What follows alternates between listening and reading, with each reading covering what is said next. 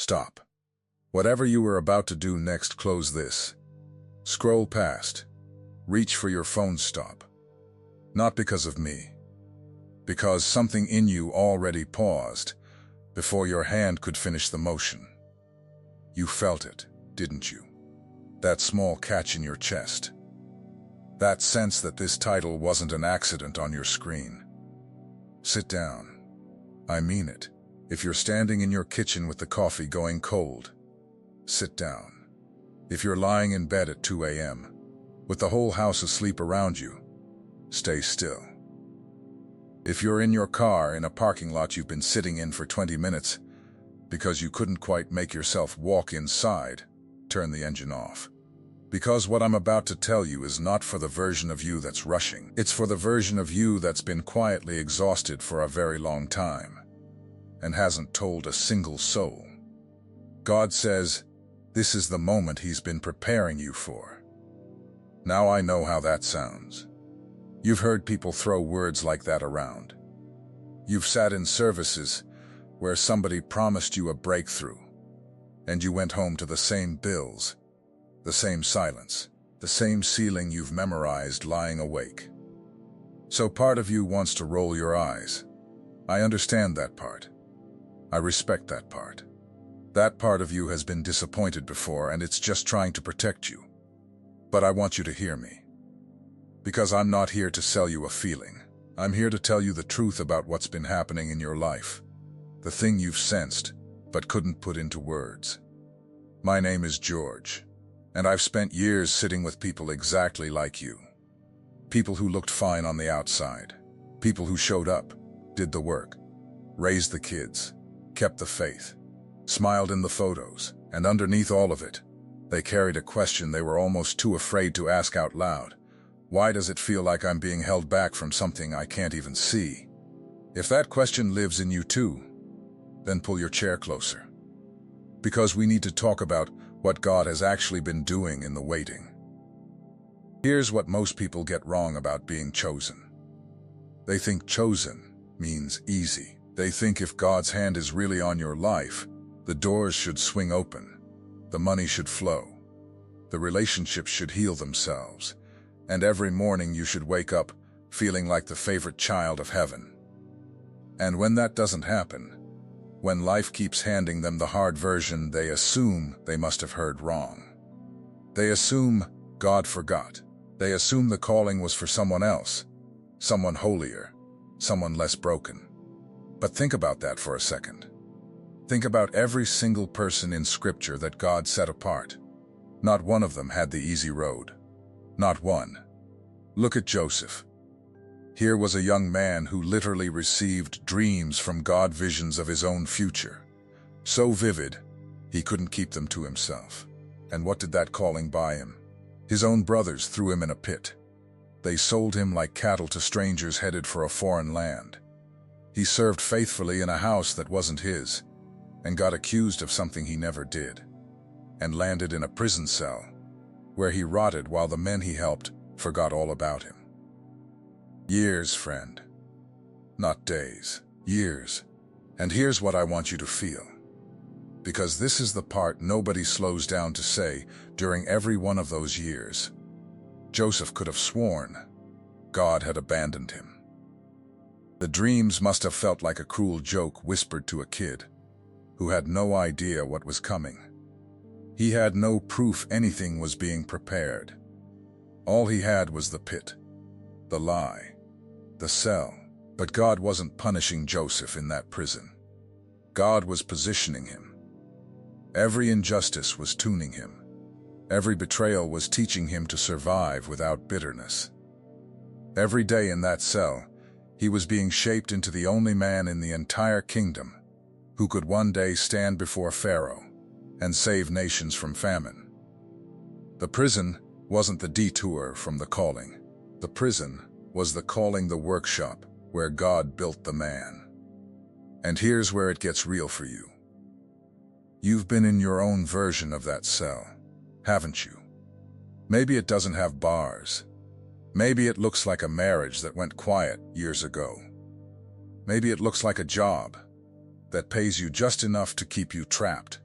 and never enough to set you free. Maybe it looks like a body that doesn't work the way it used to, or a bank account that empties faster than you can fill it, or a phone that doesn't ring anymore because the people who were supposed to stay didn't. And you've been asking the same thing Joseph must have asked into the dark: how long, God?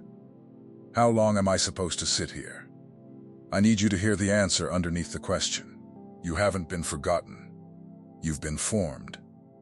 Let me tell you about another moment that changes everything when you really see it. There was a man named Moses. We picture him with the staff, parting the sea, thundering down a mountain with stone tablets in his arms. We picture the highlight reel. But before any of that, Moses spent 40 years on the backside of a desert tending somebody else's sheep. 40 years. Think about what that does to a man. He had been raised in a palace, educated, powerful, a prince by name. And then one decision, one moment where his temper got the better of him, and he was running for his life into the wilderness. And out there, in that nothing, watching animals that weren't even his, he must have buried the dream of ever mattering. He must have told himself the great chapter of his life was already behind him, wasted, gone. He was 80 years old when the bush caught fire and didn't burn up. 80. And here's what gets me every time. By the world's clock, Moses was finished. By the world's clock, his best years were a faded memory. But God doesn't read the clock the way we do.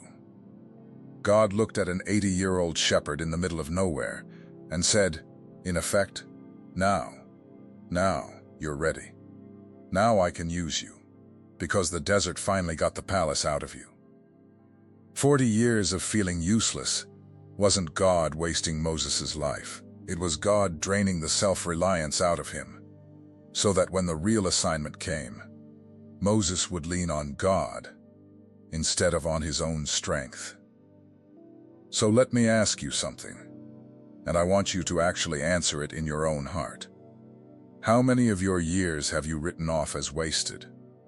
How many seasons have you labeled as failures, as detours, as the time you fell behind? What if not a single one of them was wasted? What if the very years you're ashamed of were the years God was doing his deepest work? Because that's how he operates. He doesn't prepare his chosen ones in the spotlight. He prepares them in the wilderness, where nobody's watching and nobody's clapping, where the only audience is heaven, and the only reward is the slow, quiet shaping of your soul. And here's what most people miss. The waiting feels like punishment, because we're standing too close to it. We can only see the day we're in. We can't see the warehouse God is building behind the scenes. We're staring at the closed door, banging on it, begging for it to open, and we have no idea that on the other side of it, he's still finishing the room. He's not ignoring our knock. He's protecting us from walking into a calling we're not yet built to carry. Have you ever gotten something you desperately wanted before you were ready for it? I have. And I'll tell you, it nearly destroyed me. The thing I cried for turned out to be a weight I couldn't hold. And looking back now, I understand the times God said not yet weren't the times he loved me least. They were the times he loved me most. He was sparing me from being crushed under a blessing I begged for, but couldn't yet bear. That's what's been happening to you. Every no you've gotten, every door that slammed, every relationship that ended, every plan that fell apart, every dream that died on the vine, what if those weren't God turning his back on you? What if those were God's hands, steering you away from the cliff you couldn't see, keeping you on the long road, because the long road was the only one that led to who you're actually meant to become? Let me show you something else, because there's a kind of tired that has nothing to do with the body, and most of you watching know exactly the tired I mean. There was a prophet named Elijah, and if you only know the headline version of his life, you know the mountain the day he stood alone against hundreds of false prophets, and called down fire from heaven in front of an entire nation. It was the highest moment a man of God could have. Total victory, undeniable power. The crowd saw it with their own eyes. And do you know what happened the very next day? Elijah collapsed. He ran into the wilderness, sat down under a lone tree, and asked God to let him die. This was the same man who had just commanded fire from the sky, and 24 hours later he was so empty, so hollowed out, that he didn't want to live anymore. He told God he was done. He said he was the only one left, that it was all for nothing, that he couldn't take another step. Now stop and feel that, because I think a lot of you have lived that exact whiplash. The mountaintop and the valley sitting back to back. The day everyone thinks you're strong, followed by the night you fall apart where no one can see. You've smiled through a celebration and gone home and cried in the dark, and you couldn't even explain to yourself why. Here's what I love about what God did next. He didn't lecture Elijah. He didn't shame him for being weak after being so strong. He didn't say, "How dare you fall apart after I gave you fire?" No, God sent an angel, and the angel did the most ordinary, tender thing imaginable. He let Elijah sleep. And then he fed him. A simple meal and rest. Twice. And only after the man had slept and eaten did God speak to him again, and even then, not in the wind, not in the earthquake, not in the fire, in a whisper, a still, small voice. Why does that matter to you tonight? Because some of you have decided that your exhaustion disqualifies you. You think because you're tired, because you've wanted to give up, because you've sat under your own lone tree and asked God to just let it all be over, that you must have failed the test, that a real chosen one wouldn't feel this worn down. But Elijah felt it at the peak of his calling. The exhaustion wasn't proof he'd fallen out of God's hand. It was proof of how much he'd been pouring out. And God's response to a depleted servant wasn't punishment. It was rest, food, and a whisper. That's how he treats the ones he's preparing. He doesn't break the bruised reed. He feeds it, lets it sleep, and speaks softly until it can stand again. So if you've been running on empty, if you've been wondering whether your tiredness means God picked the wrong person, hear me. He knows exactly how tired you are. And he's not asking you to manufacture strength you don't have. He's asking you to let him restore you in the quiet, the way he restored a prophet under a tree in the middle of nowhere. Let me tell you about Hannah, because her story lives in a place a lot of you are sitting in right now. Hannah wanted one thing. She wanted a child. And year after year, that one thing was the one thing she couldn't have. And she didn't just carry the empty arms, she carried the shame of it.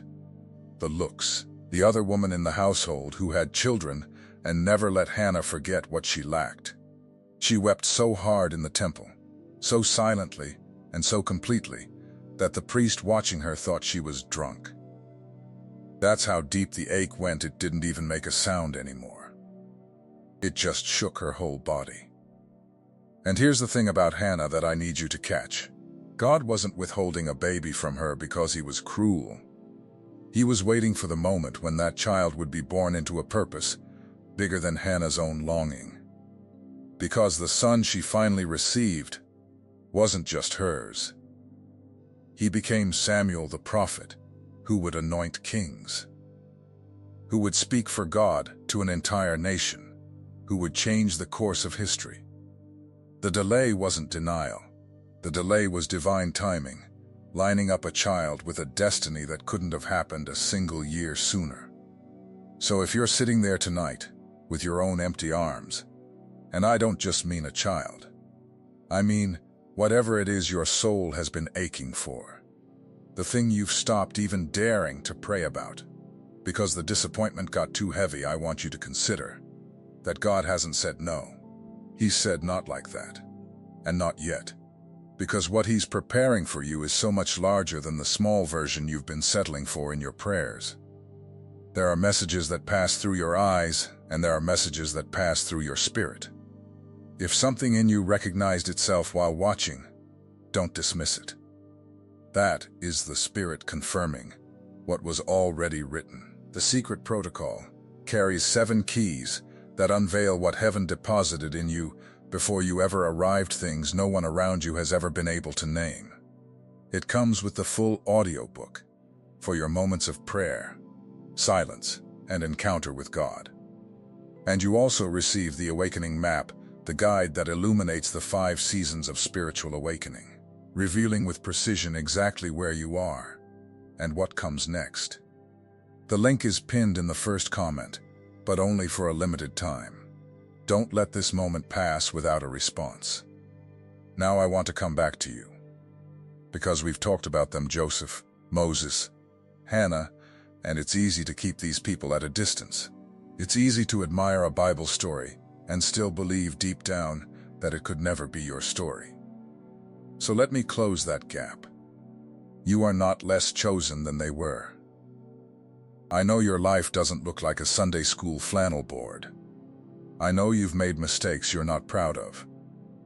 I know there are chapters of your past you'd burn if you could. But let me remind you of something about the people God uses. Joseph was sold by his own family. Moses was a murderer running from the law. Hannah was a broken woman, crying in a corner that everyone misjudged. David was an adulterer. Peter denied the very Son of God 3 times in one night. Paul hunted down believers and watched them die. Not one clean Ursum in the whole lot. God has never once chosen people because they were already finished. He chooses people in the middle of their mess, precisely because the mess is where His power has room to work. If you were perfect, you wouldn't need Him. And a calling you could fulfill in your own strength wouldn't be a calling at all, it'd just be a career. So whatever you've been using to disqualify yourself, set it down. The thing you think makes you unusable is the very thing that qualifies you for the kind of work that only the broken and rebuilt can do. And before we go any further, I want to sit you down inside one more story, because there's a particular kind of waiting we haven't named yet, the waiting that lasts so long, you start to believe the promise was never real. There was a man named Abraham. God came to him and made him a promise so big, it didn't fit inside a normal life. God told him he would be the father of nations, that his descendants would outnumber the stars in the sky. And Abraham believed it. He packed up his entire life on the strength of that word and walked away from everything he knew, headed to a land he'd never seen, chasing a promise he could only hold in his heart. And then he waited. He waited so long that his hair went gray. He waited while his wife's body grew old, while every reasonable hope of a child slipped further out of reach with each passing year. He waited decades, 25 years between the promise and the fulfillment. 25 years of waking up to the same empty house, the same unfulfilled word, the same gap between what God said and what he could see. Can you imagine the conversations he must have had with God in those years? Can you imagine the nights he stood outside, looking up at those stars, the very stars God used as the picture of the promise, and felt the ache of having nothing yet to show for the believing? He had every reason to conclude he'd misheard. He had every reason to give up, to settle, to decide he was just an old man who'd chased a dream too far. And in fact, at one point he and his wife got so tired of waiting that they tried to help God along. They tried to force the promise into existence their own way, on their own timeline. And it created pain that rippled out for generations. Because here's a truth I need you to carry. Trying to manufacture in your own strength what God promised to deliver in His timing always costs more than the waiting would have. But even after that mistake, God didn't revoke the promise. He didn't say you got impatient, so the deal is off. He waited too, until Abraham was 100 years old. 100. And then, when there was no possible way anyone could credit the miracle to human effort, when it was undeniably, impossibly God, the child came. Laughter. They named him. Because the promise that had felt like a cruel joke for 25 years finally arrived, and all the old man could do was laugh at the faithfulness of God. Why am I telling you this? Because some of you received a word a long time ago. A sense, a dream, a knowing planted so deep you couldn't have invented it. And the years have stacked up since then, and the silence has gotten heavy, and you've started to wonder if you imagined the whole thing. You've started to grieve a promise you're not even sure was real. I want you to hear this with everything in you. The length of the wait is not a measure of God's forgetfulness. Sometimes the longest waits are attached to the largest promises, because God will not let it be confused with anything you could have done on your own. He waits until the only honest explanation left is Him. But I have to be honest with you about something. Because if I only tell you the comfortable part, I haven't loved you well. Being chosen comes with a cost. There will be people who don't understand the road you're on. There will be seasons of loneliness, because the path God carves for you won't always have company. There will be moments you'd rather be ordinary moments. You'd trade the calling for an easy, quiet, unremarkable life, just to stop feeling the weight of being set apart. I won't lie to you and say it's all warmth and light. But here's what I've learned, and I'd stake my life on it. The cost of obeying God is real, but the cost of disobeying Him is far heavier. Because there is a specific, particular ache that only comes from knowing you were made for something and choosing to bury it.